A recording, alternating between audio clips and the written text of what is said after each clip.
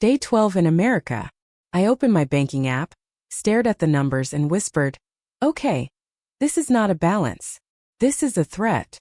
Rent was due, my phone bill was due, and somehow even water had a bill. Back home, water was just water. Here, water felt like a monthly subscription you didn't remember signing up for. And that's when it hit me. America isn't just a place. It's a place with fees. Big dreams, bigger paperwork, and the biggest surprise of all, how fast your confidence can disappear the moment your bank account speaks. My name is Ethan and I'm still new here. Not tourist new. More like, I can survive but I'm confused new.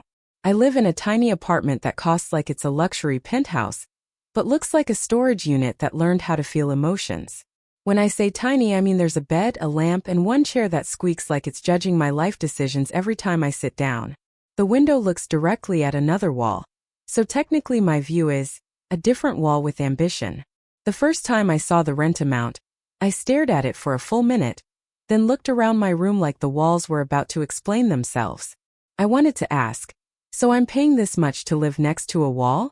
But the wall had no answers. Walls in America don't answer questions. They just collect rent vibes. My roommate Emily has been here longer, and she moves through life like she's already read the manual. She makes coffee every morning like it's a spiritual ritual. The first time I complained about rent, she didn't even react. She just nodded like a soldier who has accepted the battlefield. Did you pay rent yet? She asked casually, like she was asking if I brushed my teeth. I laughed nervously and said, I opened the app and got scared. Emily took a sip of coffee and replied, same. Rent is my sleep paralysis demon. And I swear that was the most honest thing anyone has ever said to me. In America, people don't rent homes. They rent zip codes. They rent access. They rent the right to say, yeah, I live here, while crying inside.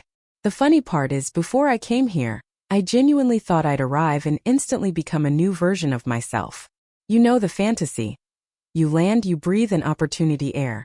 And suddenly you're productive, confident, and emotionally stable. But the first few days taught me something else. Your personality doesn't automatically upgrade just because your location changed. You bring your anxiety with you. It just learns a new accent. And I was learning everything at once: how bills work, how grocery prices work, how people talk, how people joke, how people tip, and why everyone seems friendly even when they don't know you. Back home, if a stranger talks too much, your brain immediately goes, what do they want? Here, strangers talk like it's normal. It took me a week to stop reacting like I was being scammed every time someone smiled. The first culture shock wasn't rent. It was small talk. It was the way people casually ask you questions that feel deep when you're not used to it. My coworker Jess greeted me on my first day and said, hey, how are you? And my brain froze for half a second because in my mind that question required an actual report. Like, do you want the truth? Do you want the summary? Do you want bullet points? Should I include my stress levels? I answered, I'm good. And Jess smiled like I just passed a test. Awesome. Love that for you, she said. Love that for you. That sentence confused me so much I went home and asked Emily. She said, love that for you. What does that mean? Emily looked at me like I was a lost puppy and said, it means she's being nice. Relax. And I was like, so people are just nice? Emily shrugged. Sometimes. That sometimes felt extremely American. Work itself was another reality check. I didn't start in some fancy office where everyone sips coffee and uses words like synergy. I started with a normal job because that's what you do when you're building life from scratch. You show up, you learn, you earn, you survive. But even at work, the difference wasn't just the tasks, it was the energy. People here smile a lot.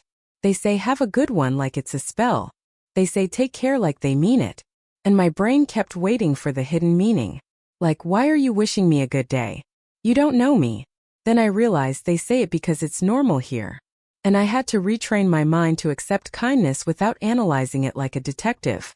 Lunch break was where the emotional part hit. As I opened my lunch and there was no lunch. There was no tiffin full of warm food. There was no smell of home. There was a sad sandwich in my self-respect.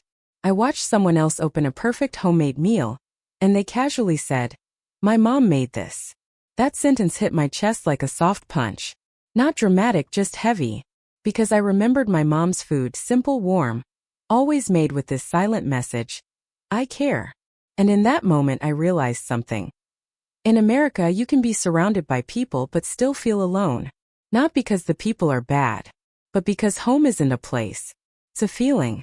And when you're far from it, even small things like someone's lunch can make you miss everything at once. After work came the grocery store, the place where confidence goes to die. I walked in thinking, okay, adulting time. I'll buy eggs, milk, bread, rice, basic stuff. Simple, clean, responsible. I put everything in my cart and went to checkout. The total popped up and my soul left my body. I stared at the screen like it was accusing me personally. I whispered, why is food expensive? Did the eggs go to college? The cashier, Tony, didn't even laugh hard. He just gave me a deadpan look and said, everything's expensive, man. And honestly, that was comforting because at least it meant I wasn't the only one being personally attacked by prices. Then the screen asked me, would you like to donate? And I paused. Because yes, I want to help people. But also, I was standing there like, I am the donation case today. I clicked no with the guilt of a person rejecting a moral test. America is the only place where you can feel broke and guilty at the same time in one checkout screen. Outside in the parking lot, life humbled me again. I was carrying groceries, trying to look independent, trying to look like I've got it all under control. And then the bag ripped. Eggs fell. One cracked. Milk started leaking.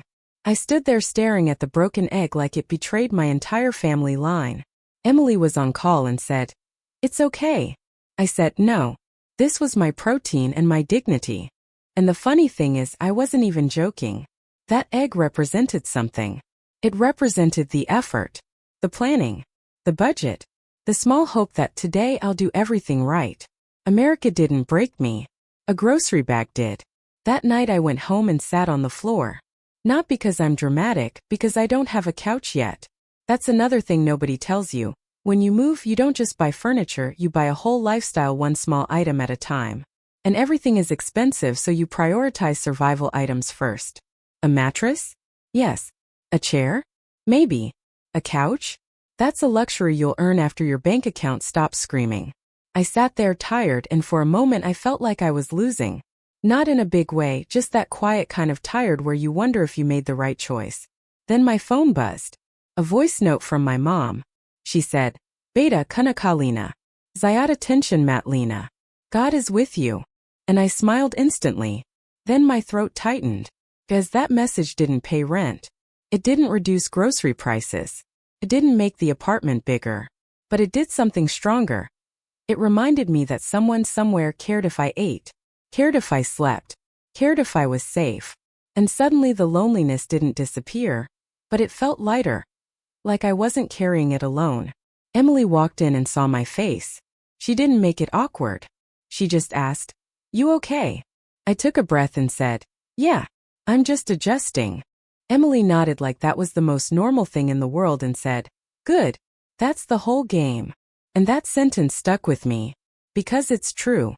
This whole experience isn't about instantly becoming successful or perfect. It's about adjusting, learning, getting better at the basics, being new without hating yourself for it. Later I cooked ramen. Not fancy, not healthy, but warm. I ate slowly like the warmth itself was therapy. And I realized something. America isn't easy. It's just possible. It doesn't hand you comfort. It hands you a system. If you learn it, you can build a life. If you don't, it will humble you daily with bills, rules, and grocery prices. But every small win counts. Every day you survive is a step forward.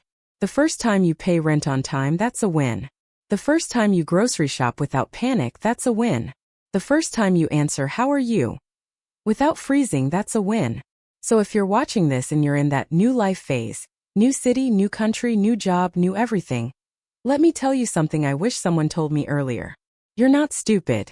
You're new. Big difference. Feeling overwhelmed doesn't mean you're failing. It means you're learning. And learning is messy. Sometimes you'll feel strong in the morning and defeated by eggs in the evening. That's normal.